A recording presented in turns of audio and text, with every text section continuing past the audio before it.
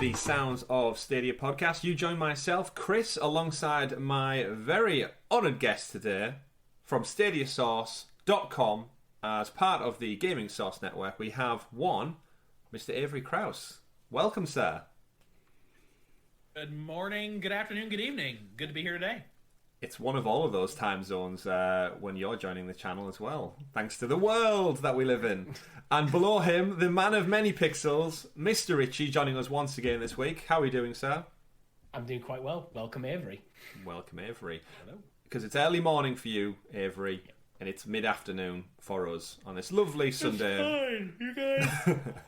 Don't worry about it. Don't worry about it. It's fine. Very, very early morning. I would not be doing this podcast this early. Tom and Richie are always trying to get me to do it earlier, and I always I'm push not. back. It's all Tom. Well, and we should probably point out, obviously, Avery is not Tom. Tom isn't with us this week. He's spending some well-deserved time with his family. Obviously, Avery, you'll know as well, the entire world is suffering through this crazy thing still, and there's limitations on who you can see and where you're allowed to hang out, indoors, outdoors, all those rules and regulations. And in the UK, we're starting to ease on some of them now, so Tom's made the trek to see his family this weekend, so well deserved, and I'm sure he's having a great time right now, and the rare sunshine that we actually have in the UK this whole week, so we're enjoying it whilst we can. But you're not here to talk about the weather, but you're here for some Stadia news, because this is the Sounds of Stadia podcast, the longest running Stadia podcast this side of Google Maps. And we say that, Avery, in case people don't know, we say it every week. That's because the guys over at StadiaCast beat us by a few weeks.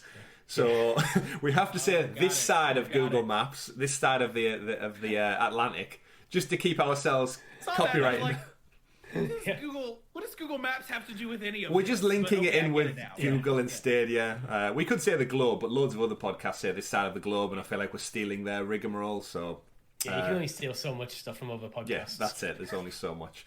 So yes, this side of Google Maps, we're the longest running. We're up to episode 83. And we are here to bring you all the weekly gaming and Stadia news rounded up for your listening or viewing pleasure here at youtube.com/Sounds of Stadia. And we are available on all the podcasters around the Google Map globe, I guess. Spotify, Google Podcasts, and the like. What's your preferred podcast of choice, Avery? What's your go-to app on your phone? I'm a Pocket Casts guy. I have been a Pocket Casts guy for like almost a decade now. It is beyond. It's my favorite app. I am into the thousands of hours of podcast listening on that particular app. I would almost shudder to look at what my stats are right now. How about you, Richie? I'm listening to most of my podcasts actually through YouTube. I love to just like stick them on my watch later list. Everything goes in the watch later list, and then when I get time, I can just work my way through it. Yeah, there is something beneficial about seeing people's faces and emotions and stuff when they're talking about, especially something passionate like gaming that we all are. Sometimes I'm not watching the video, I'm just listening to it as a podcast just via YouTube. Yeah, and you give them the views, of course, just like you can by clicking like down below, subscribing to the channel and hitting that notification bell so you are kept in the loop with all things Sounds of Stadia, because we've got a great show for you this week. Not only do we have a very special guest who we'll give a very more detailed introduction to in just a moment, but we're going to be talking about all the Ubisoft Plus excitement that happened this week for everybody in America, in the United States. And we'll be talking about all of the news that trickled down from various different outlets. We've got some Battlefield 6 news. I think they haven't numbered it yet, but we're going to be talking about that. Some farming excitement. Games dropped. Everyone in the Stadia community loves a bit of Farming Simulator. Some new games from the Celeste Devs and a bunch of other topics. But before we get into all that, we've introduced him already. But let's do a proper introduction for Mr. Avery from StadiaSource.com. Welcome, sir. Welcome. Tell the audience who may not know of you somehow from the Stadia community what you get up to, who you support, and your colleagues, all the wonderful people over at StadiaSource and Gaming Source Network are. The floor is yours, sir. Absolutely. Well, thank you very much. The StadiaSource world has recently changed, as a lot of folks know. And over in that land, I am the creative content manager. So I handle everything that goes on video, whether that's our weekly podcasts, whether that's gaming reviews, live stream plays, all those kind of things. I do a little bit of streaming myself, very, very little streaming myself. these days, but I do a lot of behind-the-scenes things in that regard.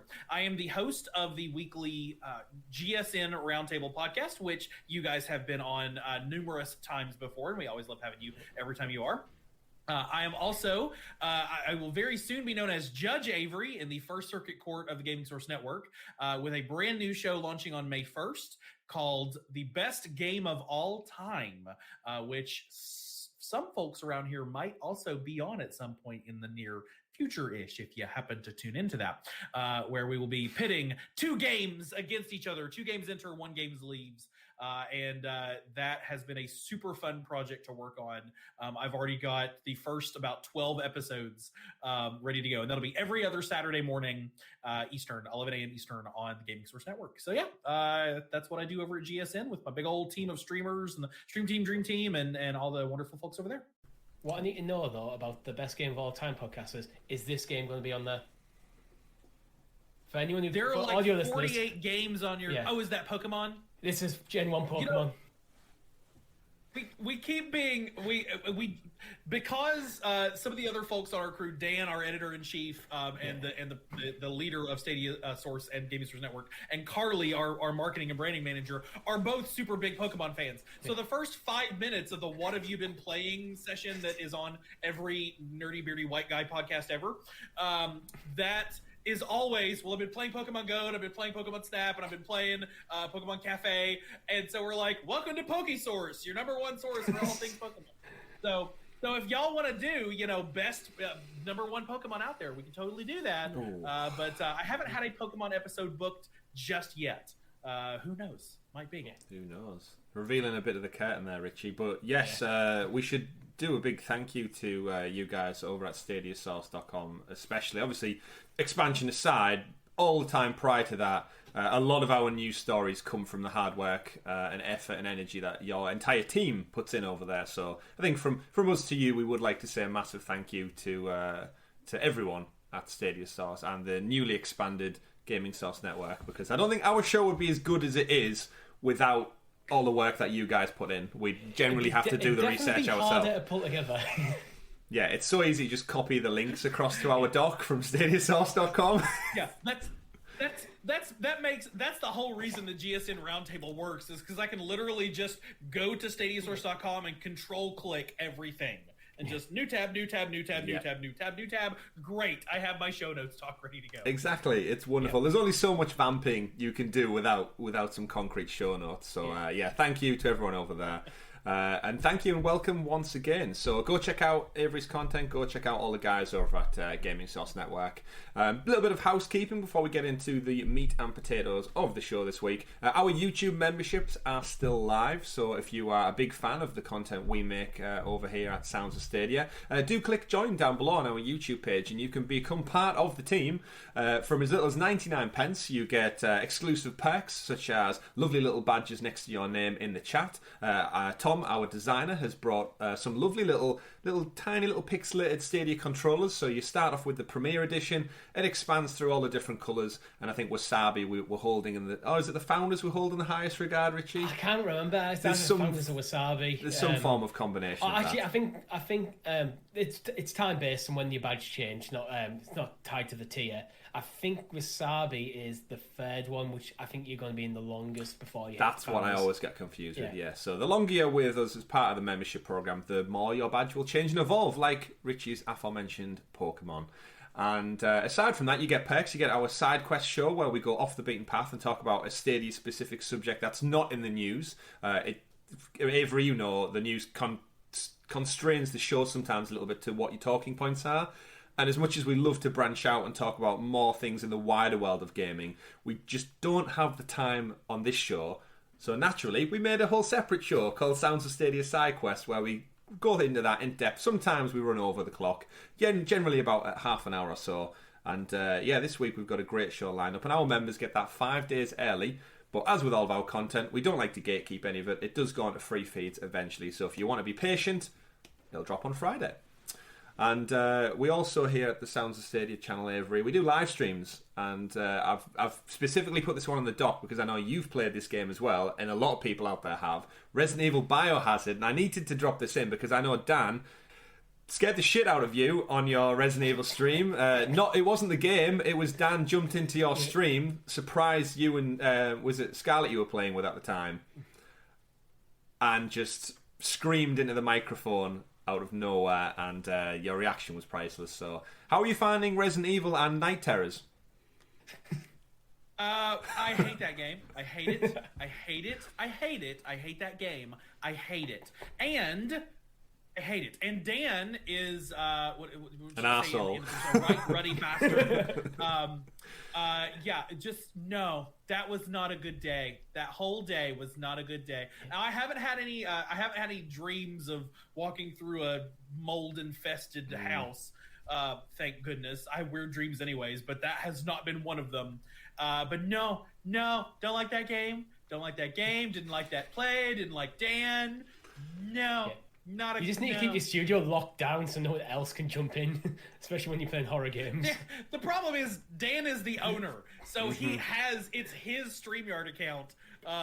So I can't be like, oh no entry for you. And I didn't. I know I had this enabled, so I think he disabled the little boop that happens whenever somebody joins. Because if I had heard the boop, I would have looked over and noticed that Dan was there. So I think he disabled that on purpose. I think he did. I think it was a masterminded plan from day one because he is evil and he has no soul. Well, I think even if you'd put all the locks on, Dan, with all his knowledge and know-how of coding, would have been able to crack in, sneak his way, and he's probably in the game itself somewhere, no doubt, to jump out next time. But he's hacked Capcom servers and is Well, you could have paid them 10 million like Stadia did to gain access. You just never know. You never know. So true. But we should talk about that because me and Richie jumped into the DLC, the Not a Hero DLC, which brings Chris Redfield back into the mix, and you play as him in a more action-focused kind of little bit of side story. Really fun. Not as scary, funny enough, Avery, because Chris starts with a shotgun, so you're a lot more empowered from the get-go to deal with these creatures. We thought it was going to take about 5 hours. We actually finished it in just pretty much the 2-hour mark. Great fun. I did the classic thing before we started the stream. I'll Google like how long to beat, and it's like 4 or 5 hours. Like okay, there's probably 2 streams in there. It's like it's more like 2. Yeah, we finished it. We kicked some molded ass. But it was fun, and I don't know whether it's just because playing the whole game, I'm now a little bit desensitized to the creatures. They're not as jump scary. They did get me a few times still. Yeah, there was. But yeah, there's still a good few times. Every Resident Evil game has it. But I'm very excited for Village. Where do you stand on Village, Avery? Have you pre-ordered it just for the Premier Edition, or has Dan put you off horror games altogether? So the thing is, I don't play horror games at all. Like I was trepidatious about just playing Dead by Daylight. And I get that Dead by Daylight is not a scary game per se. Like it's hide and seek, but with monsters. But I still I'm sitting there going like, oh, I can hear the heartbeat music. Like, so no, I've not pre-ordered Resident Evil 8. No, I'm not playing Village. No, not a thing. Not even for the Premier Edition. I don't know. I don't need it. I have way too many Premier Editions sitting right there. Yeah. I do not need to add even more to the stack. I think that goes for a lot of people in the my wife will become the scary person if I keep ordering these things. I want another controller. That's one of the main reasons I pre-ordered it. Just to make sure. I only have 2, and I want another white one to go downstairs so I can keep the founders up here. So you're buying it out of sheer convenience so you don't have to walk downstairs, Richie? Yes. I think that's... Also, I do actually want to play the game. That says more about you than the Stadia promotion, I think, at this point. Yeah. But I should clarify, downstairs I've got 2 charging docks. One of them's got my 2 DualSense controllers in, so they're both white. And then the one next to it has got my usual 2 Stadia controllers in. One's white and one's blue. So I need a white one. Right, so you're doing it it's just from a... symmetry. Yeah. It's a design aesthetics choice. Yeah. Okay. I have the wasabi sitting in my living room, and it doesn't go with anything else in that room. So that means you need to, by Richie's rule, Avery, you need to decorate the entire living room to compensate for the wasabi. Yeah, you could go for a nice Japanese Zen approach. nice calming space to play Resident Evil in. You need it It's not a sometimes. thing. You need it No. with the lights on specifically. But that's not all for our housekeeping this week. We're also I'm in the middle of working out our promised FIFA Soccer Saturday with our lovely friend Chase, the gaming advocate, over on his channel. We're both MLS fans. We both support rival teams. So what better way than to hit the turf playing FIFA 21, and hopefully I'll win. But we're ironing some dates out for that one. I am a competitive individual, Avery, so as much as I love Chase to bits, he's going down when it comes to to the game of football or soccer. Shots fired. Now soccer. That's the checkerboard roundy one, right? Not the Stewie face egghead one. Got it. Sports ball. Okay. Yeah, sports ball. That's what we Sports play. ball. Got it. And so check out that. Keep it locked to our Twitter feeds for the news and that. We're locking down a date, but we'll let you know as soon as we can. And I'm looking forward to it. But anything can happen in the beautiful game, Avery. Anyone can win on their day. That's the great thing with the sport. You can be as good as you can. You can be worth millions upon millions of dollars.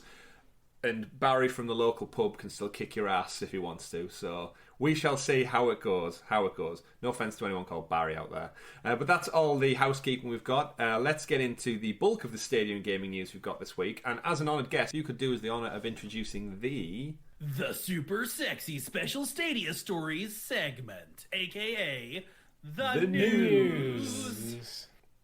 The news indeed.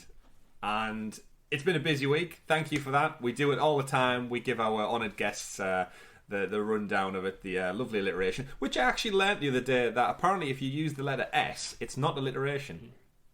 Really? Every other letter is alliteration, but S, I don't know why. It might be phonetically, it's different.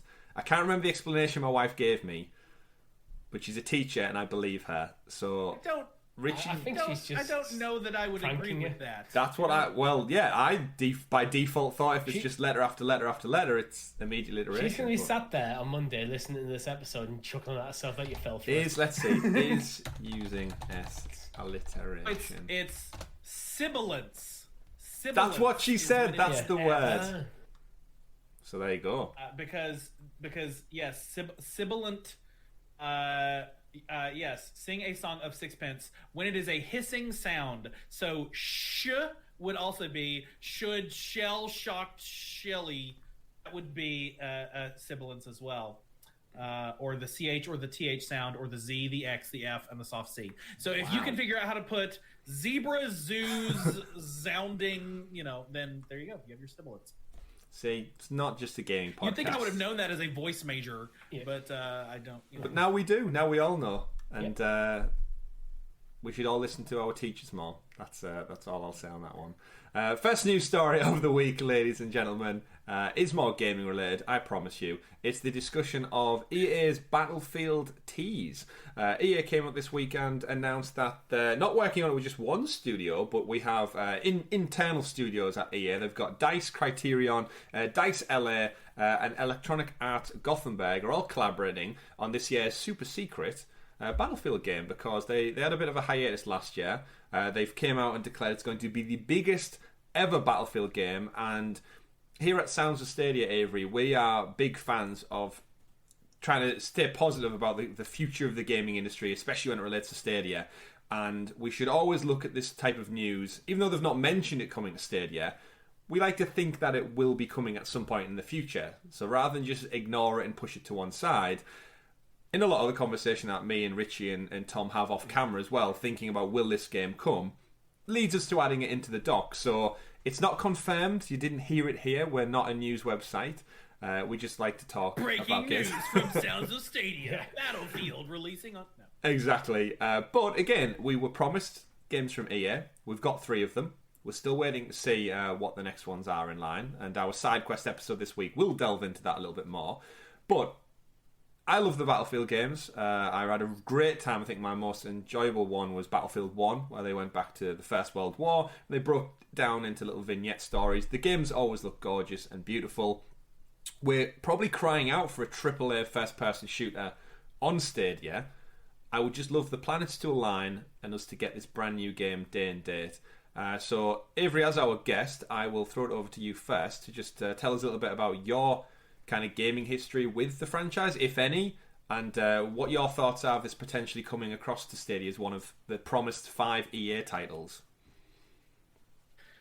So, I've never played any games in the series that military shooters are not a genre that has ever spoken to me. So your Call of Duties and your Battlefields have never been in my list. But there's a saying that I've said on Twitter way too many times, which is a game isn't coming to Stadia when they say it isn't coming to Stadia. Otherwise, there's no reason to discount it or write it off. And I was furiously Googling real fast. Battlefield is done via the Frostbite engine.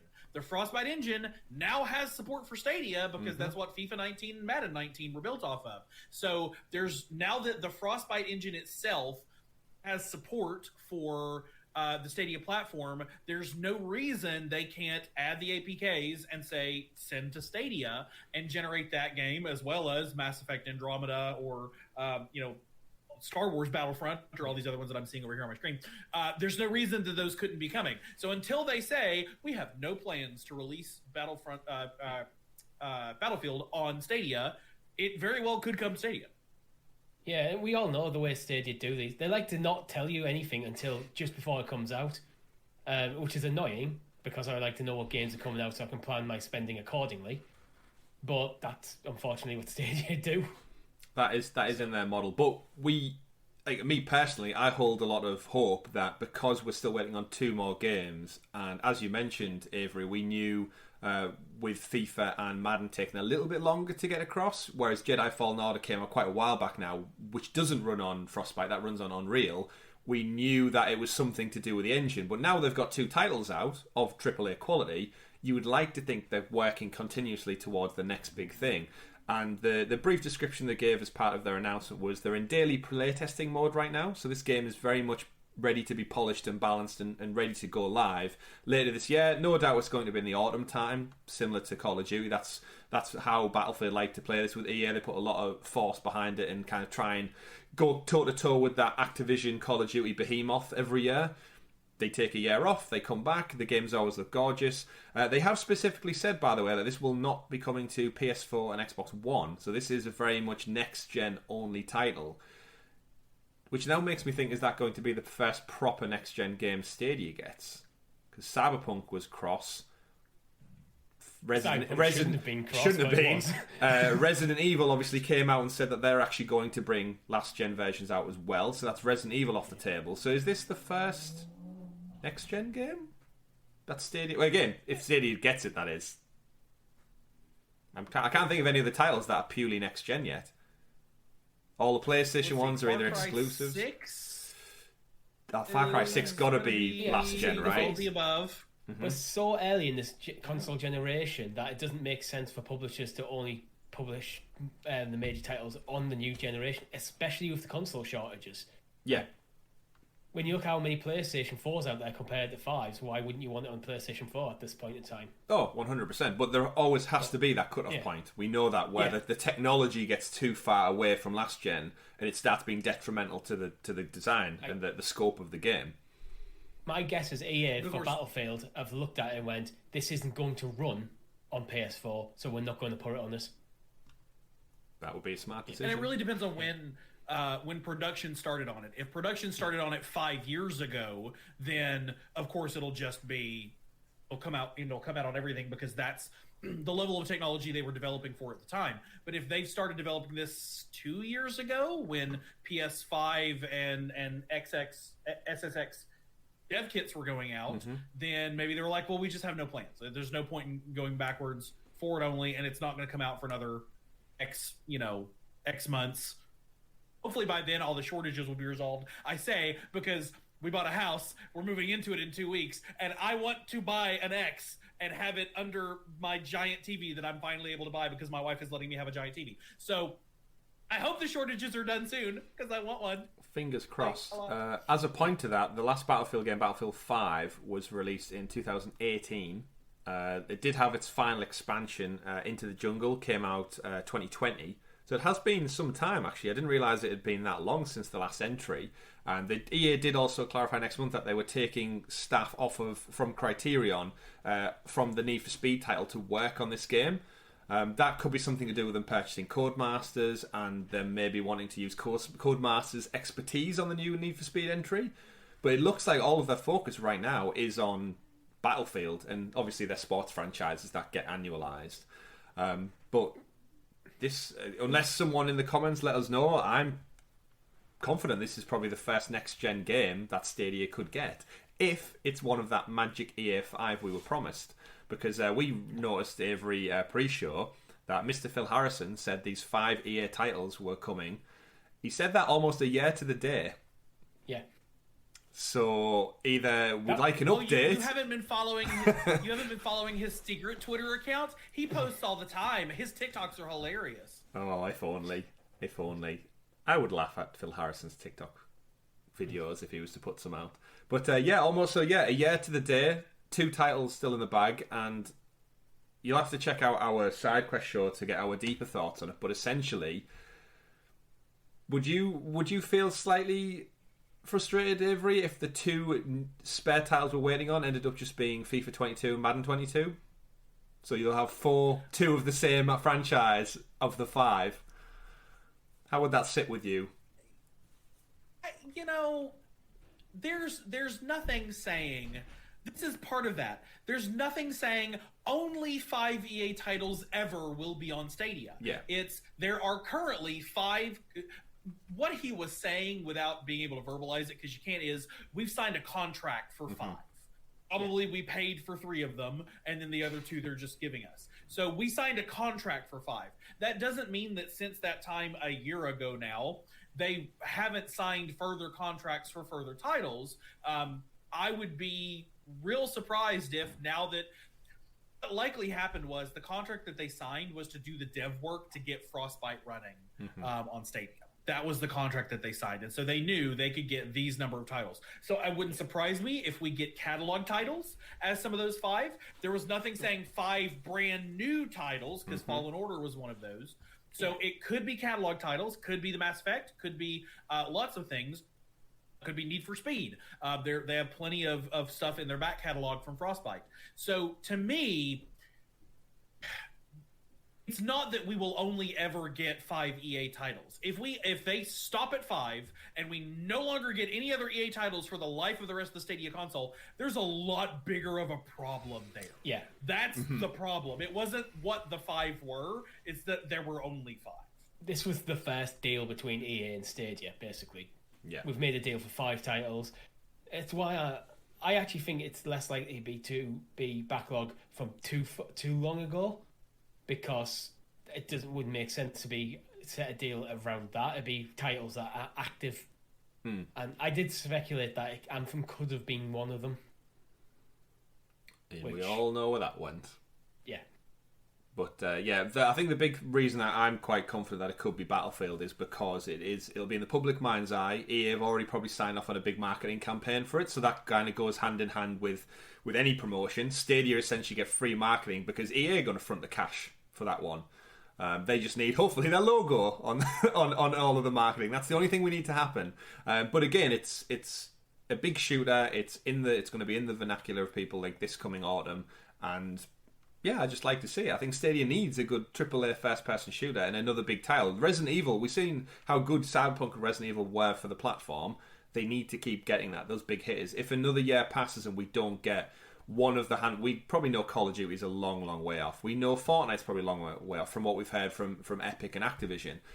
EA clearly are willing to play ball to some degree, so this should be something where Stadia can put their eggs in this basket and say, well, can we get Battlefield? And if it runs well, if it does great, it's great for all parties, hopefully. So other than that, there's not really that many franchises, like you said, Richie. They don't want to delve too far back into the back catalogue, because then how beneficial is for either party? So businesses always are forward-facing. They're always thinking about the next thing in the future. They might look back to make a bit of money off nostalgia, but is it worth it? So we'll see. You and me, Richie, are big fans, hopefully, of the Mass Effect Legendary Edition, and we're hoping for a stealth drop on Stadia this coming week, because me and Richie both said, Avery, that we're both going to spend several hundred hours probably on our PS5s if that's the case, because we're both looking to play it. We've never played Mass Effect games before. There's a compilation game coming out this May. I'm going to be playing it. If it's not, I'd love to this play on when Stadia. it was nothing more than rumours. Yeah, and if it's not coming to Stadia, then there's me and Richie who are going to be playing a competitor's console for the foreseeable, because that's 3 games in one.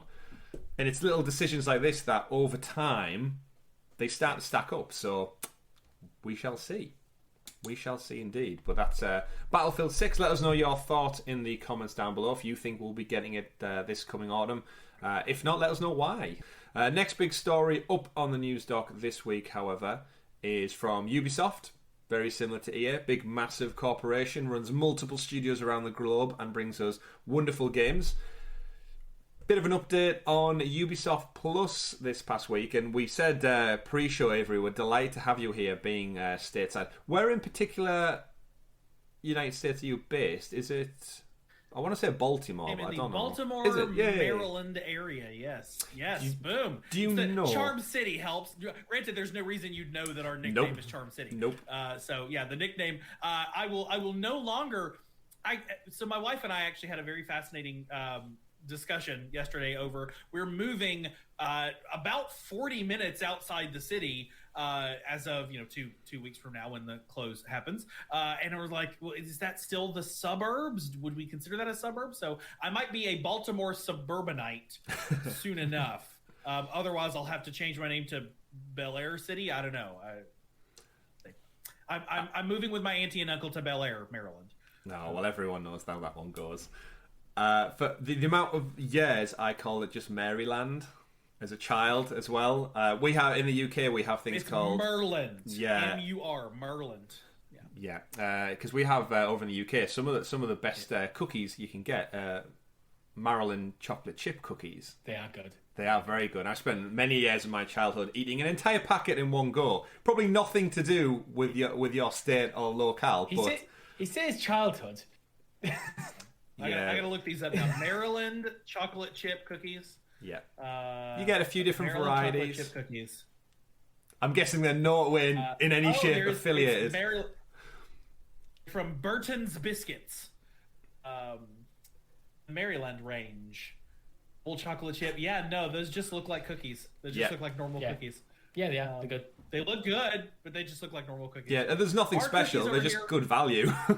They're cheap. We have these cookies they're called burger cookies. BERGER, and they're like ultra thin and crispy. And the big one of those they're called black and whites. So they're cookies, they're flat, almost sugar cookies, coated one half with like chocolate and one half with I think white chocolate. Maybe it's vanilla or not, so that it's like a black and white disc. And that's the big cookie over here in Maryland. That's awesome. Granted, you guys are from where the Mary of Maryland is, so like she was a figure over there and slightly important. Aside from that, I'm still on the hunt for the United States orange Fanta, because the orange Fanta in the UK it's not orange Fanta, quite frankly. To me, it's watered down. There's certain EU regulations that prevent us from putting the sugar in that makes the drink taste amazing, and whereas yours is genuinely orange, ours is like a pissy yellow. It's terrible in comparison. It's them pesky E numbers. Yeah, that apparently they're not healthy for you. Let's pivot back towards Stadia. Welcome back to Sounds of Snacking here on the. One day. But yes, so Ubisoft, they kind of confused everybody this week. Well, I say Ubisoft. Stadia confused everybody this week by announcing that Ubisoft Plus was now available in the US, which, looking at the Twitter thread, everyone questioned, isn't it already out? And they had to clarify that actually it's just now available within the app. To which inevitably brought an entire backlash of everyone else on the planet asking, when is it coming to everybody else? So right at the moment, it's still only available in the United States. Great chance that we've got you on, Avery, because either you've possibly had a chance to get it, or you're surrounded by people who can actively use it and play this subscription model. The rest of the globe, however, where funnily enough Ubisoft is primarily based, in Canada, France, and everywhere else, they don't have access to it. And I think it's starting to bug a couple of people, because these Ubisoft titles come out, people want to play them, and there's a lot of people who I've seen who are actively holding off for this subscription rather than going out and buying the games outright. And so have you had a chance to play it yet? isn't it a weird marketing push to put out when it's not really news? And how do you feel on Ubisoft Plus? Have you got it yourself? So I have not subscribed, but I'm in the boat of people who have not purchased. Like, I didn't buy Immortals Phoenix Rising because I figured at some point I would subscribe to Ubisoft Plus for a month, play all I wanted of it, and then stop. I wouldn't have bought Valhalla. I didn't buy Valhalla. I got a code for but I wouldn't have bought Valhalla on the same thing. I would have waited, did the Ubisoft Plus play for a month. So we had, of course, we ran an article on this, and we had the same reaction at first. We're like, wait. We already have this. What is different? So we reached out to Google for clarification. We reached out to Zebra, their PR firm. And the first clarification they gave us was, this is just Ubisoft Plus is leaving beta. So it was a beta, now it's leaving beta. We're like, okay, but what does that mean? Does that actually serve any purpose? Are you doing anything with it? And then about 10 minutes later, I got another email saying, sorry, it's not that it's leaving beta, it's that it can now be purchased inside the app. So apparently it's still a beta, still US only. The only change was that it could now be purchased inside the app, and yet none of their phrasing anywhere had anything remotely resembling that information in it. It was one of the weirdest and worst launches of a Stadia thing that they've done. Not worse in terms of like, pitchforks and torches, but worse is like, guys just failed at this. Like, there was no success. You rolled a 2. You didn't roll a nat 1. It wasn't a critical failure, but you rolled a 2 on this public relations check. Like, why? Yeah, it kind of just reminded everyone that it's not out yet fully. Yeah, that's all it did. It's a controversy. From nothing, they've created, like, it's an update to the app. It should have been a minor foot. They should have been at the bottom of the show if they'd done it properly. All you had said was, and now you can use your Google Pay account to subscribe to Ubisoft Plus in the US beta only. Like, just put that at the very bottom, little thing. But to make it a headline of the story, hey guys, big Ubisoft news, big, and everybody's like, no, yeah, not big. And plus, if you already had subscribed to it, you've already subscribed to it, so it doesn't really impact anybody who's currently subscribed to it. So now they'll get 4 more people subscribed to it. Yeah. Because I guarantee you with those like basic, like, obviously we know you can only use so many characters on Twitter and your headline article can only fit so many words in. Everybody, and me included, saw the little notification pop up, saw the mention of Ubisoft Plus, and I thought, oh, fantastic, it's now out. Clicked it, read it, and then got confused, and then more confused as I read the article, and then... Yep. Again, Richie, it just served a reminder that the rest of the world don't have it yet, or in beta or any way, shape or form. And then that kind of just relights the fire of saying, when are we going to get it? Because people are holding off, and rightly so, to save money to try out this subscription model. And it's great that it works in-app now. That's wonderful. It's a great quality of life improvement. But it's not headline, tweet-worthy news, really. So I just don't know why the... not just doing like a global base. How much would it cost them to get it set up in the UK and mainland Europe? This has puzzled us too, because I'm trying to work out in my head, like, I know I work for a software company. I know there are reasons you do things in the order you do things. There are technical reasons or there are business reasons. There's either a technical challenge or there's an operational challenge. And the operational challenge could be regulatory, or it could be something with licensing fees. Maybe they're licensed to, like, Ubisoft Europe's licensing for some of these games is different because they were published by Ubisoft Canada, and so the license only covers blah, blah, blah, blah, blah, whatever. So there's got to be a reason that they haven't done it yet, but I can't think of any technical reason, because you can still play Immortals Phoenix Rising in Poland. You just can't get Ubisoft Plus Poland on Stadia. That's the thing. It's it there. Ubisoft Plus already exists in the countries we're talking about. The games we're talking about already exist on Stadia. It feels like everything should be in place. Yeah, it's just kind of the semantics in between that's stopping it. That's all it really is, which is odd. But headline news. Maybe it was a quiet week for them this week, and they put it out there. It can't be far off now, surely. Like, how long does it stay in beta? Like, what information are they gathering this week from this beta than they would have done a month ago? Like, surely they know the demographic, they know the Stadia player base, they know the existing Stadia Ubisoft Plus player base in those countries, so just kind of flick the switch, guys. Yeah. Not sure if you guys are fans of musicals. I'm a big Broadway fan, West End for you guys over there. But there's a musical there's a Shrek musical. David Lindsay Abaire, really fantastic musical. Starred Sutton Foster as Fiona.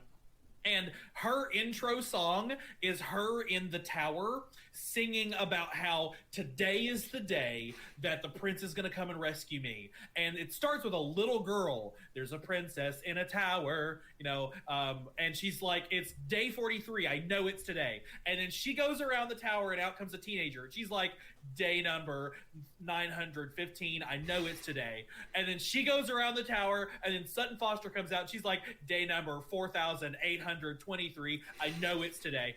And it happened to be that day for her. But that's the whole thing about like Ubisoft Plus, Luna launching in other places. Like, it's got to be soon, guys. That reminds me of day FIFA, number actually. 894. It's got to be soon. Yeah. We actually had counting up from how long it took between FIFA launching on other platforms to launching on Stadia. It needs to be done because I know it's today. I know it's today.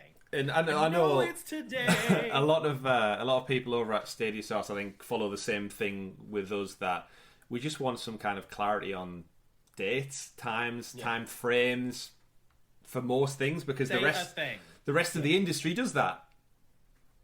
Yet here we are still, 2021. I don't know if I should say it because I had a terrible thought today. I was scrolling Twitter when I first woke up, and somebody was like, Stadia, all I want is to be able to buy a 6-month subscription or a 12-month subscription so that at a discount. And what triggered in the back of my mind is, if they can't do that because they don't know if it'll be here in 12 months. But that's a horrible thought, and it's not true, and I don't want to believe that. They wouldn't tell us until the day before anyway. No. So we could live happily up until the day of the execution, and then we were like, "Oh well, like I don't have a long, slow, painful death. At least just get it over and done with." We're all getting partial refunds now. Okay. Massive refund, hopefully. But moving on then to some actual news, I guess. Ubisoft Plus will be with us probably by the time this podcast goes up. I won't be surprised if it just shadow drops this Sunday afternoon. That's the way of things. We did find out though. We are getting the long-running series continuing, Farming Simulator 22. Now, this bodes well for hopefully other titles, because there's some disruption as well out there regarding Football Manager 22 being non-existent on the platform. Obviously, we don't know about the future FIFA and Madden sports titles, but these games that usually have yearly iterations, you'd hate to think that the next entry does not come to the platform. Something's seriously wrong from a business stand or relationship standpoint if they're happy to put one on and then something's happened which prevents the next follow-up coming to the platform. That doesn't bode well. So if we don't see FIFA 22, if we don't see Madden 22, if Football Manager just never comes, how long does that go on for before it starts becoming really detrimental? Because it's not a good look if you... It's almost like they tried it and they didn't like it. So, hopefully not. But Farming Simulator is here to back that up. With the shortest teaser ever. When that happens... Another hat. When that happens, unfortunately, it's because Stadia put down a check for number 1 and didn't put down a check for number 2. If we never get the next FIFA or the next Madden, it's because Stadia wrote a really big check for the first 2 and... I wrote a really big check for the last Football Manager, didn't write the really big check for the next one, and the sales and redemption numbers via Stadia Pro or via actual sales didn't prove out that they would make their money back working on the next one. That is not to say that in 2 years, 3 years, 4 years, when Stadia keeps putting out those money hats, they can say the Stadia sales team will go to an EA or a Capcom or a Square and say, okay, you're doing Final Fantasy, you've got Final Fantasy 16 out there. The year's exclusivity is over for PlayStation. Final Fantasy 15, we paid you $10 million to bring that game. I would hope not. We paid you $5 million to bring that game to our platform, and we saw 100,000 sales. Not great, whatever. This last game we paid $5 million for, we saw 800,000 sales. So that means you should bring your next game to us. So this is the whole thing about getting sequels, the next farming simulator, the next whatever. Don't put too much stock in it being a big deal right now. It sucks for people who want to play the next whatever, the next Football Manager. And yes, it just means yet another missed opportunity to put that person in the Stadia ecosystem and keep them there.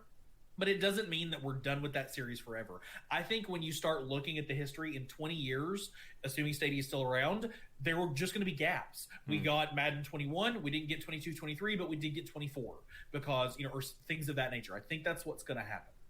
Yeah, it's that they need that war chest of money, and hopefully the closure of the studios will give them that freedom to dish out the cash a little bit, maybe more independently to those studios to keep these things, because I think consistency is very important when it comes to keeping people in an ecosystem.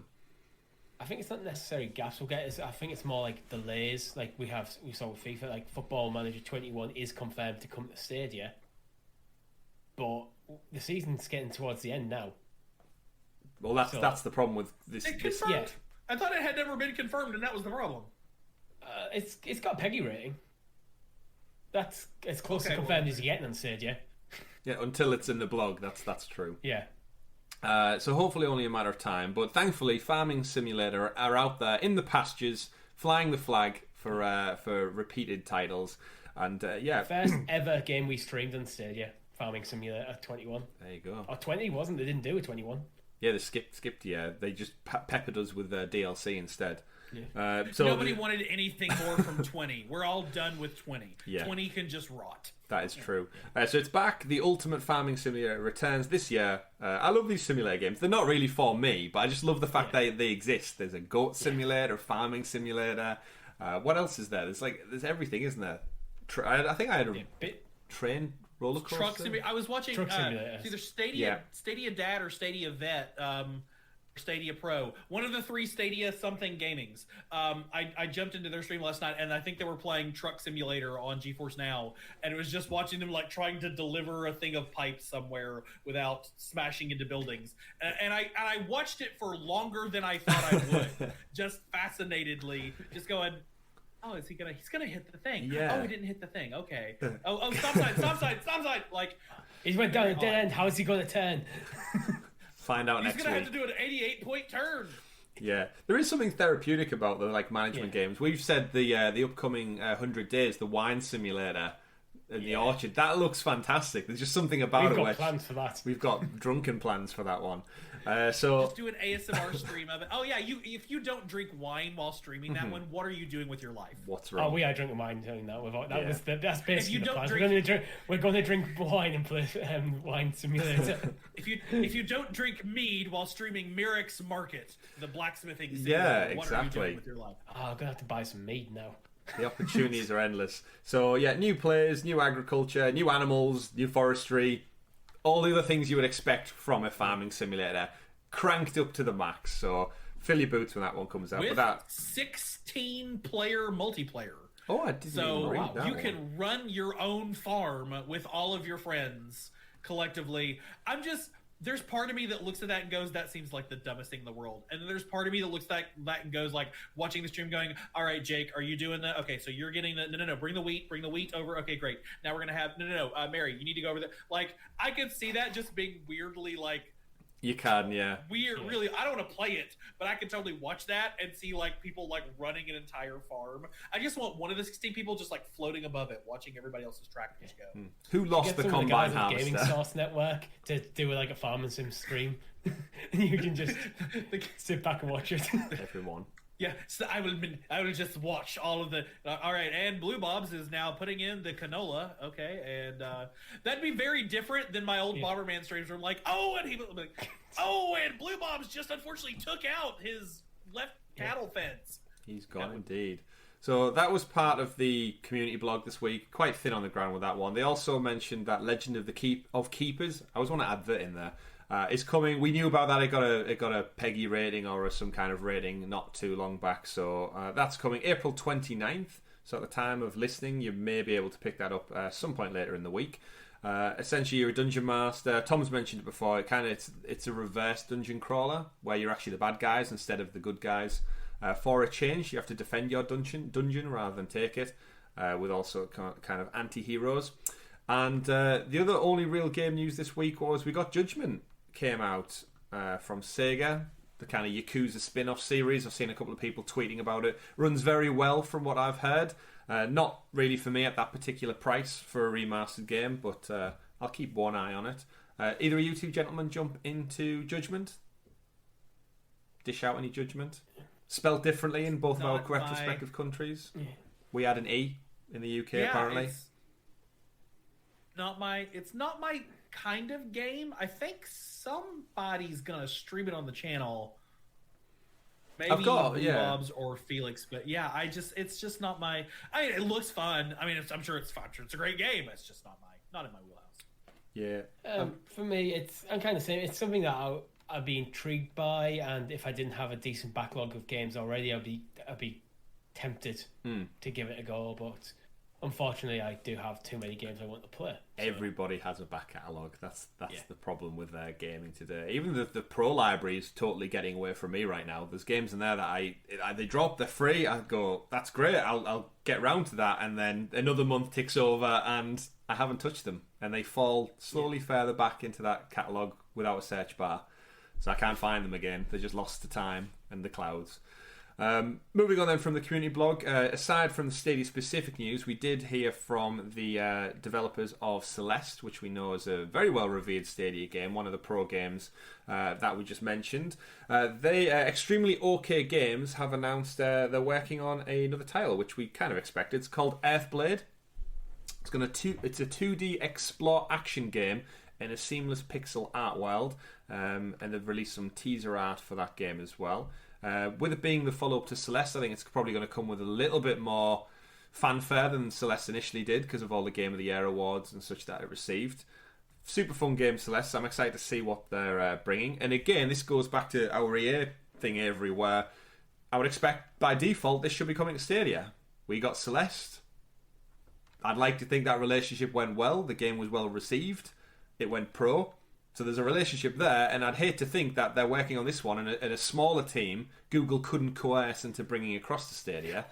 So by default, I just think, yeah, it's coming. Whatever this exciting new title will be. They can't coerce. I have to imagine, too.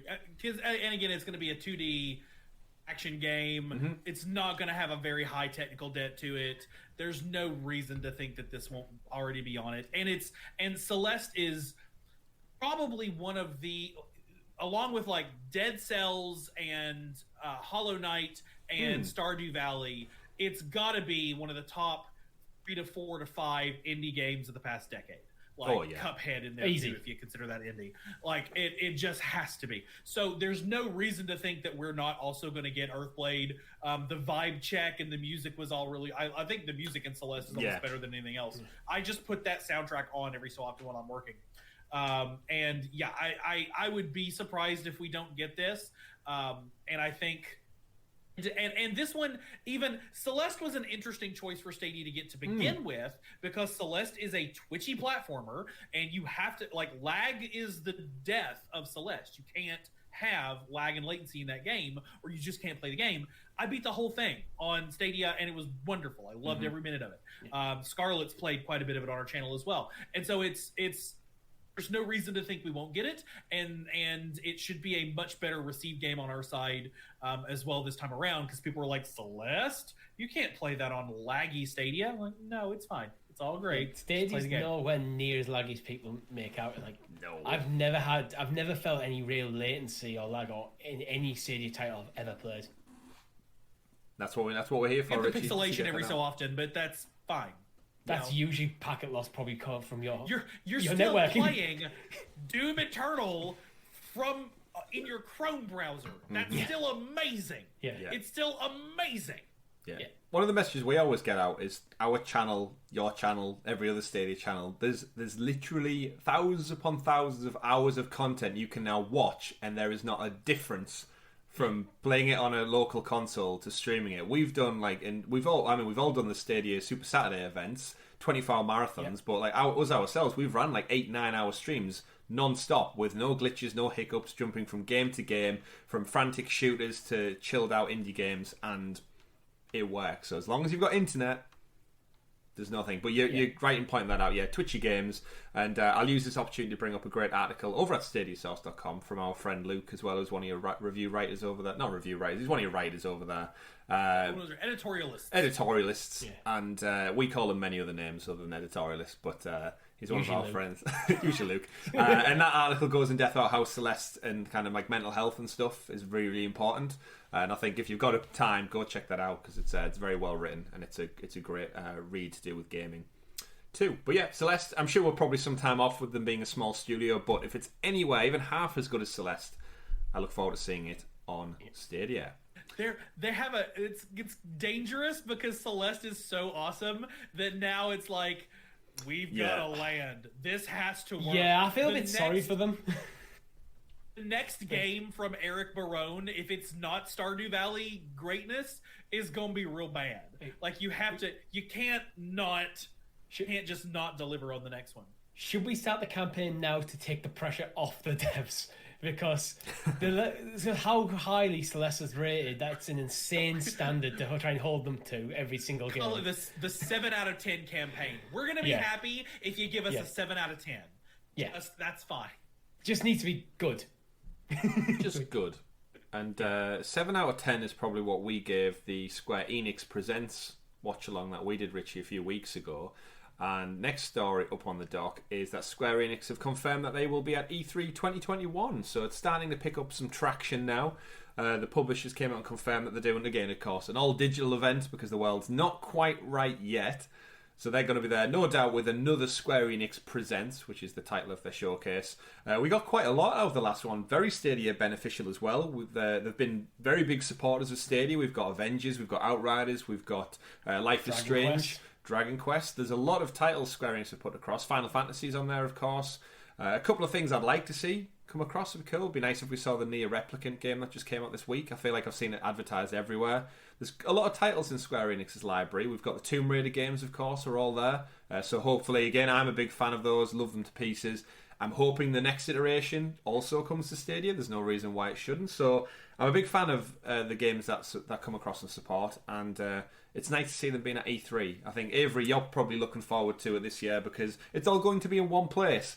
It's not going to be dragged out across several months like last year was. It seems like they're all agreeing to just get together in June and just do their digital presentations over that weekend, which is what we're traditionally used to. And last year was just every man and his dog just opted to do a digital showcase any day of the week. And as reviewers in the games news website, it's bloody hard to keep up with everybody. Right. And then you're watching, like, this one's at 2 in the afternoon and this one's at 9 because they're in Japan, and this one's at this time, and you're like, just put it all in one place. Skip it. I'm just going to read the Verge article on it and then do a summary on my own. I just can't. Yeah. I'm looking forward to this one, particularly we're far enough out from Final Fantasy VII Remake. Supposedly had a 1-year exclusivity period. That period was up last week, I believe, and we have yet to hear about any releases on any other platform. So if they're going to do it... We do know it's really coming to one more platform. It's coming to PS5. Well... 5, yes, with the intergrade, intersession, intermediary, interactive, whatever they integrate. They need to stop. But anyways, yes, they just need to stop. But so we know that, but I don't consider that a new platform. I consider that just a I don't really. So I'm hoping that the E3 news will give us that it is going to launch on Xbox, that it is going to launch on Stadia. Like, that's what I'm hoping for. I don't know if I'm going to be seriously let down or if the contract that made Intergrade happen gave them another exclusivity period. But I'm hoping. I'm hoping, because Final Fantasy VII is still in my top 3 video games of all time.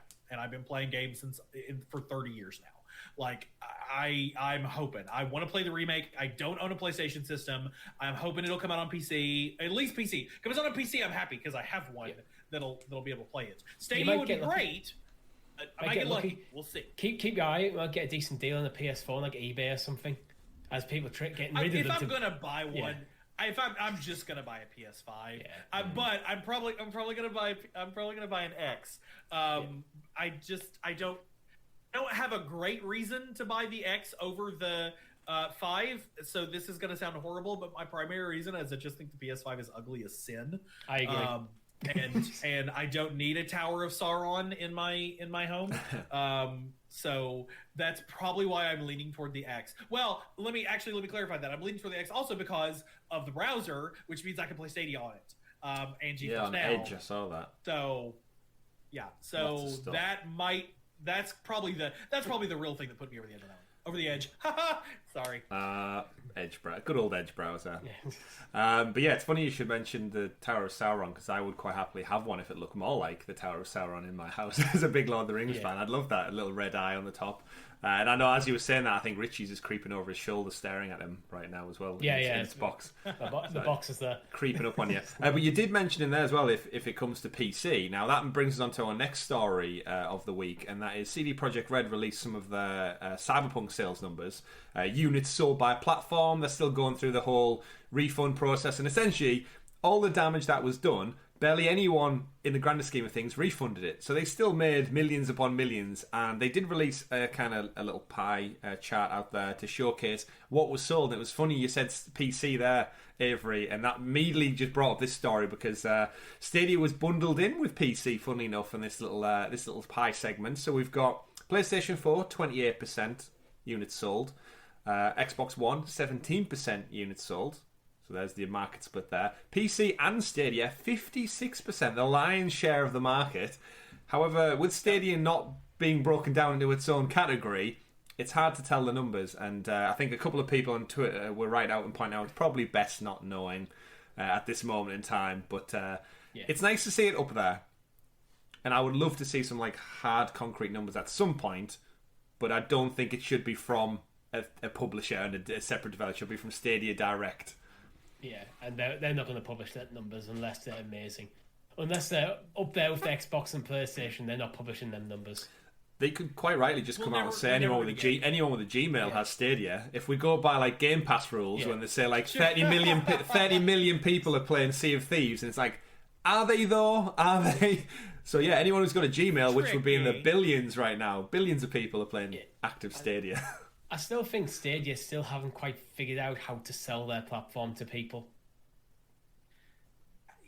As a person who works in software, I get requests from my clients for bits of numbers and things of that nature, and I can tell you flat out, sometimes I know the numbers. I have the numbers available, or I'll go query them and I'll be good.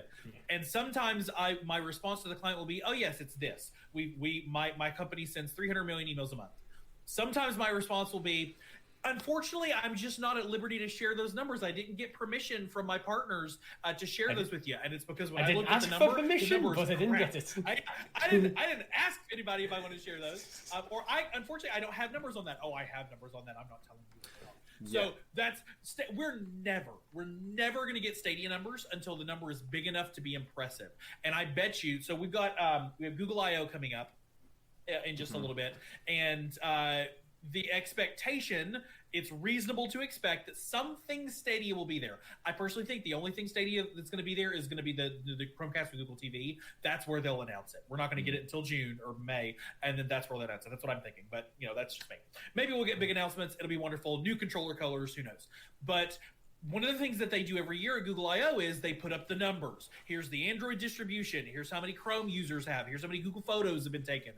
And I doubt we get numbers from Stadia because I don't think they will show a number until the number gets into the 7-digit mark, and I don't think we're there yet. Until they can say we have 2.3 million daily active users on Stadia, which I don't think we have, I don't think we're going to see numbers. It's going to be 5 years. I think it's going to be 3 to 5 years before they start actually putting those numbers on screen to be able to say, we've sold 10 million controllers, or we sold this. I might be wrong. Could be surprised. It's the same thing with Cyberpunk. They weren't going to come out and say we sold 85,000 copies on Stadia. Because 85,000 copies for a brand new platform might be impressive. might very well be impressive. Yeah. But when they sold like several million copies of it, it just doesn't.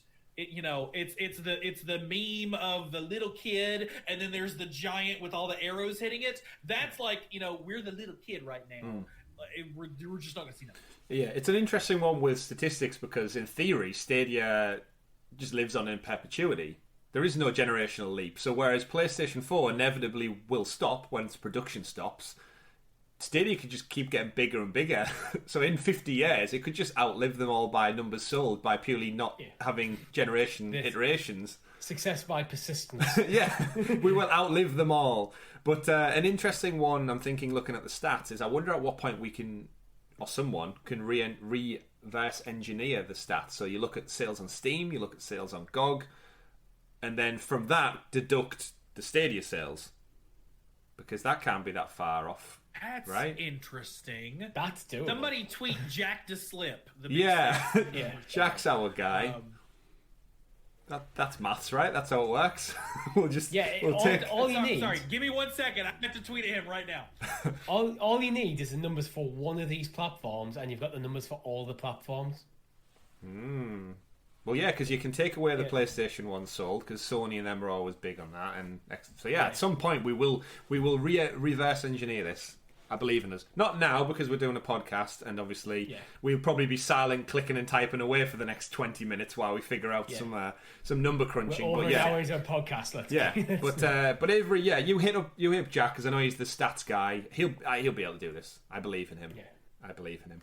But yeah, interesting. Cyberpunk talking about it. It's obviously kind of weird business sense that they throw about how much profit they made from a broken product, and I think just pure down to probably, I'd imagine a lot of people didn't refund it just down to laziness.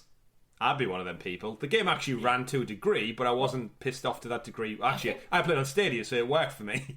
So a lot of people also are probably just waiting for it to be patched and stuff like, okay, it's kind of broken now, but if I just wait out, I still want to play this game. Yeah. I've done that with a lot of games where I buy them and just never get around to playing them. So I own them, but they're just going to forever sit on my shelf or sit in my library. But they made money, and I guess they've always got The Witcher to fall back on, and they've said they're going to support it. So I'm sure it'll be phenomenal one day, but we'll see how many patches we get for that one. People have tossed a coin to their Witcher. Exactly. There are lots of coins. Final stories, just a quick wrap for the week. The Immortals Rising DLC, the final one, is finally dropped. I've had a little play of it. It's very weird, guys. I know I mentioned last week, Richie, that I had some odd thoughts on this DLC. Avery, you mentioned you've not played it yet because you were thinking about Ubisoft Plus. If you've not looked at this too much, this game is a top-down version of the game, and I've seen loads of people on Twitter say the control scheme offers no freedom to the people who are now used to how Immortals plays traditionally, because it's practically its own game. I get it. It very much seems like Ubisoft are just testing the water with different game styles, different genres with the skin of Immortals Phoenix Rising. It's a new character. It links in with the main story, but I can't picture any other game who's changed their entire framework. Way to do a tech demo. Like, let's just put this as DLC into this game, and then let's see what people think of it. It's just, I can't think. We've released a new DLC for Borderlands 3 where it's now a top-down racing simulator. Yeah. It's similar. It's so weird. Like, that might work for Borderlands, actually, because it is cars. It could, actually. Don't give them ideas. But, yeah, I've seen people say, like, the inventory management, because it is like a top-down brawler now, essentially. You've got resources to manage, a lot more than you did in the main game. Yeah. It's just such an odd choice. Like, great if it works, but it should have been probably a standalone. New DLC for Call of Duty Warzone. It's now a real-time strategy. No, then it'd be like new DLC for Call of Duty Warzone. We've added Picross. Like, yeah, I can't think of any other franchise that's pivoted so much from the core gameplay to this. It's almost like somebody. It's the same thing I said with Valhalla, that somebody was developing a Vikings game at Ubisoft, and they realized it wouldn't sell enough, so they said, screw it, let's just put it in the Assassin's Creed franchise and throw some elements on there. And so maybe the same thing happened here. Somebody was developing a new isometric brawler game, Darksiders, Genesis, Twin Stick, whatever, and they were like, it's not going to sell enough. You know what? Change the skins and throw it in as a DLC and go from there. Maybe. Well, I'm convinced Immortals Phoenix Rising was anyway just the ideas that didn't quite make it for Assassin's Creed Odyssey, or it didn't fit the tone of that game. So we jettisoned these ideas, but we've got this big collection of awesome ideas. Let's make a game around them. Yeah, Zelda's popular. Let's do something with that. But I think my take on that is similar to what you said, Avery, where there's like Ubisoft works across many studios, and the second DLC, The Mists of the Eastern Realm, was developed by a subsidiary of Ubisoft. It wasn't made by the core Odyssey team. It was a secondary team. This was probably the same, where similar to what you said, Avery, they were probably working away on this game, and they came to present it, and they went, "Guys, you're supposed to be making an Immortals game." And I went, "Oh shit, what was that?" And they're like, "It's a third-person action adventure with puzzles." They're like, "Oh, we thought it was a top-down." They're like, "No," and they went, "Well, we've made it now. What more can we do?" It's like, well, it's the last DLC. Let's just get it out and see how it does. Oh no, we were making a soccer simulator. We thought it was okay. It'll be Godball. We'll call it Godball, and it'll be the new release for. You know what it could be? There could be a small team working on this, like their own idea for a new game. Pitched it. It got turned down. They got moved on to the Immortals Phoenix Rising DLC. So right, we're doing our game anyway. Yeah, we're gonna just make our game regardless of what we're told from the higher ups. Yeah, they'll never know. But we've already committed all the code to GitHub. Sorry, nothing we can do about it. Yeah, it's so peculiar. But I'm gonna play it just because I want the 100% completion. But it's very weird. It plays. I mean, it's fun still, but it's not the fun I was having from the other 70 hours I put into the game. It's weird. But anyway, that's the kind of final news story we've got for the week. I'm sure there's other titles and games, DLC and stuff out there. I know Dead by Daylight gets updates that we just don't. I know you, again, Avery, on StadiaSource, you have the articles for it, but it's so hard to keep up with so many like little incremental stories from everywhere. I think that brings us to an end of our big stories on the dock this week. There was a little only on Stadia segment I will bring up because it's always funny. We do a little thing here on the podcast Stadia where it's only on Stadia. This could only happen on Stadia. And similar to the Ubisoft Plus story we covered, the state share stuff that was going on Twitter where Stadia don't know what games have state share in their library. And people had to tweet at them saying, these are the games, and I think they tweeted back saying the only games that are available on Stadia can use state shares: Hitman, Hitman 2, Hitman 3, and Pixel Junk Raiders. And people had to reply to them saying, actually, there's Monster Boys. Monster Boys just had an update. Raider. Yeah. Forgotten a lot. That is because they outsource that. Yeah. Judgment has it too, right? That was what kicked it all off. Yeah. Judgment was. It's and it brand new, just added it in. Yeah, that's the behind the scenes for everybody. In case you didn't know, there's not actually Google employees responding to these things. They all work for somebody else, and I know that because I almost applied for that job. Yeah. I was this close to going to work for.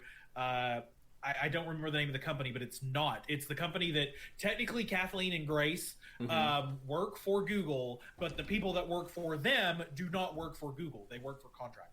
It's not Gecko, is it? I only say that because in the UK, all of our Google reps for like the Pixel phones and the Chromebooks and stuff, they're all hired by a company called Gecko Recruitment, and they kind of just do all the regional boots on the ground jobs. So. But that's just Google in a nutshell, isn't it? It's such a vast company. There's a lot of logistics to keep going. But I just thought it was funny. Oh, it's Global Logic. Global Logic. They are headquartered in Mountain View, California. They sound like the type of division within Watch Dogs that I've just started playing. That would just be like a corporation within Global Logic, bringing you the latest hybrid drone technology to your door, like that kind of. Weird systematic thing breakdown, but that's all we have for the week in the show. We'll wrap up with our pro predictions. I think, gentlemen, we're on the cusp this week. Probably Tuesday or Thursday we will hear about May's pro games, which is crazy to say that we're almost in May already. But Avery, any off the top of your head that you're expecting to see, or Richie? That's a good question. I think that we'll finally get Ark drop on the first, and then because it's supposed to drop into Pro, and we've been overdue for that one. So I think that is likely to happen. In terms of games that are already like there that might flip to Pro, probably one of the Typing Chronicles games, the Nanotale Epistory. Those are in that cheapish range for that. We got a lot of those like sub $30 games in the past couple months. Welcome to Elk, the Shantae series. So those are likely targets. It'd be nice if they did like a big drop. Like maybe a couple. The challenge is I don't think we'll get any of like the Assassin's Creed games because you could just go do that on Ubisoft. So well, depends what country you're in, Avery. That's true. I am partially cheating also. I went to StadiaSource.com/games so that I could look at the list of games to see what else has been out there. Is there a chance we see the Dark Side Detective, which we were told was going to be Pro? I think that would tick a lot of people off. If you just paid the $14 for it, I think it'll go Pro, and I think it'll go Pro in a couple of months, if only because it's in the price range to go Pro. Yeah. But maybe we get. No, I think maybe that'll be a June or July Pro drop. I'd be real surprised if it was May. I think that would tick people off. It's happened before. Happened before. And that's dangerous. Maybe Little Big Workshop. I'm just looking at games that are $20 or less at this point. It's, Little we Big got one of the Workshop Hotlines Miami's. Maybe we'll get the other Hotline Miami. When's Bloodfall? Could be. Yeah, when's Bloodstained? Bloodstained's out soon, right? That could be like a new game going straight onto Pro. Bloodstained Ritual of the Night. That was like announced last week's community blog. Was it Richie? It was announced, but it didn't have a date on it, I believe. Sometimes I think they hold the dates back just so they can drop them on the first of the month as Pro if they're so close. Easily possible. So, but it's a big traveler. 100 Days is coming out in May, so that could be a mid-month drop on Pro. Interesting. I'd love to see Octopath Traveler. I think it's unlikely, but yeah, I think it's Square. It's possible. Pricey. Yeah, it's weirdly pricey. Like it shouldn't be. I love that game. I absolutely love that game. I played 30 or 40 hours of it on my Switch. I bought it again when it went on sale the other day or a couple months ago, so that at some point I'll go back to it on Stadia. But it's always $60, and it shouldn't be. It's a great game. It's a $40 great game, and then it should go on sale for $20. And a lot of people. I don't know. I've got it on Switch as well. I was happy to pay at the full price of the game because I think I got logged in about 120 hours into that game. So I very much got my value for my Switch. I went out the day it released and bought it at Target. So like I totally own for that game. But that was 3 years ago now. It's a weird one because I personally think it's worth the money, but I don't think if you just glanced at it, it doesn't appear to be on the surface worth the money. Yeah, but it's not part of a storied Square. If it was the next release in the Chrono Trigger series or something, or the next Mana game, then or the next Final Fantasy, then I think it would have landed differently. But the fact that it was its own unique thing, Switch only to begin with, wasn't it? And it's got a bit of a retro feel to it. Makes it feel like it should be probably around the $40 rather than the $60. But I think Ark's a good shout because we always have like that one tentpole game, and then there's like little interstitial ones mixed in with them. I'd be interested to see if there was some way they could split off Resident Evil Reverse to be its own free standalone thing on Stadia. So you pre-order, you play Village, you pay the full whack, but the little mini shooter within that is just like free to play on Pro. But you never know. Stranger things have happened. It follows the same kind of pattern now. It's usually like two new games, two old games, and one of either set is a $40 game. Everything else is a $20 game. Exactly. So it's kind of the standard format now.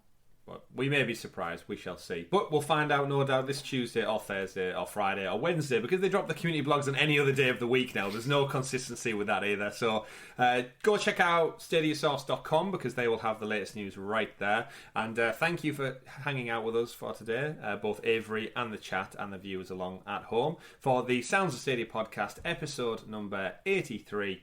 Don't forget to click that like button down below, subscribe to the channel so you're kept in the loop with all things Sounds of Stadia, like our weekly live streams, which we'll be playing this coming Thursday, 8 PM British Standard Time. And if you are one of our members, you get side quest 5 days early on this channel, where myself and Richie talk about a EA mystery games topic. That's part of our side quest mission. And other than that, thank you very much, Avery. What are you playing this week while we send you off? What's your game of choice? It's still Final Fantasy XIV. I just made it out of Heavensward. I'm headlong into Stormblood and loving every minute of it. But you know, whatever releases on Pro, I'll play 5 minutes of on Saturday, I'm sure. And this week I'm playing Get Packed and Moving Out, because that's what we're doing. Is packing everything and moving out into our own home. Life imitates games I wouldn't want to play when I'm in the middle of a house move. It's like, I want to break from house move. Let's move. Joke. I was joking. I'm not actually playing. It might be a practice. Just doing the things in this one. Yeah. Practicing. You should stream them while you're moving. All right, honey, just throw the... Get packed in real put life. The camera up. Yeah. Let somebody else in our game play. I'll just have Felix stream Get Packed, and then the second camera is me packing. Yeah, indeed. And where can people find you, Avery, if they want to keep in touch or reach out? You can find me on the interwebs at Charm City A on Twitter, because I live in Charm City and my first initial is A. You can find us online at Gaming Source Net and at StadiaSource and at GFN Source. We also cover GeForce Now news and reviews. And you can find my brand new show, The Best Game of All Time, at Best Game Pod on Twitter. Teasers for episode 1 featuring Bryant Chappelle of the Nerf Report and Caleb Ross of Play Games Think Games are up now. Brand new teaser goes out tomorrow, and it's a doozy. This is gonna be I laughed till tears were rolling down my face in this episode. Stuff. So it's gonna be good stuff. We can't wait. And how about you, Richie? Where can people find you? You can find me on Twitter at RichieC89 and on this very YouTube channel, which is Sounds of Stadia. Sounds of Stadia, under the YouTube banner. Yeah. Thank you very much, everyone, for tuning in for this week's show. Have a great week. Game on. My name's been Chris. I've been Richie. I'm Avery. This has been Sounds of Stadia with a very special guest all the way from Maryland. We've been Sounds of Stadia. Have a great week. Take care. Sorry for that.